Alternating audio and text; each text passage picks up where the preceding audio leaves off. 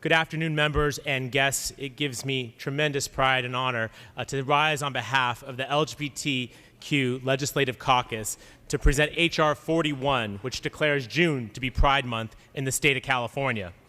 Each year, June marks the anniversary of the Stonewall Uprising that gave birth to the modern LGBTQ civil rights movement. Indeed, this is our 50th anniversary of that riot in New York City that gave so many of us the opportunity to live ourselves out and proud and in full enjoyment of our rights. Members, in a state with as many blessings as we have here in California, I think we can all agree that diversity is amongst our greatest blessings.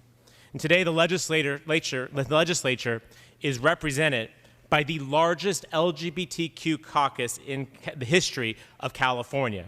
We are comprised of 8 openly LGBTQ members, including 1 constitutional officer, the first in our state's history. This community has come such a very, very long way in what seems often like a relatively short amount of time. It was not that long ago that debates on this floor where the outcomes were never certain and often were not positive. In fact, it was just a few years ago when voters of California went to the ballot and passed Proposition 8, denying many of us the right to marry. And while the outcome of that was eventually successful and love did in fact win, we know that there are still challenges in the community. And while we rejoice in the 2015 Supreme Court decision that granted us marriage equality, we know that our rights are far from one in totality.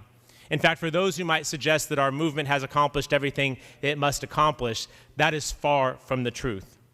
In fact, just a few weeks ago, the Supreme Court ruled in favor of a baker who refused to sell a cake to a lesbian couple seeking to get married. Members, the Human Rights Campaign has reported that at least 10 transgender women have been violently murdered in our nation in 2019. All of these women are black. And it is critical that we recognize that for so much of our movement, there continues to be violence and discrimination, particularly against our transgender community members. And Mr. Speaker, I'd like to take a moment to read their names aloud because you must know their names to know what is going on in the streets and in the communities, not just here in California, but across the nation. Dana Martin, Jezeline Ware, Ashanti Cameron, Claire Legato, Malaysia Booker, Tamika Washington, Paris Cameron, Chanel Lindsay, Chanel Skurlock, and Zoe Spears. All transgender black women, all murdered, all in the last 6 months. There are many challenges that continue to face our community, and the Legislative LGBTQ Caucus will continue to keep California on the leading edge of equality when it comes to queer people. And we appreciate the solidarity that so many of you have in standing with us in this ongoing struggle. Members, today we are honoring some of the people who have made the progress in this state possible. They are 8 people who continue to fight and advocate for equal rights. They are LGBTQ activists, artists, culinary experts, elected officials, business leaders, community leaders, and even an athlete. That's surprising for some of us.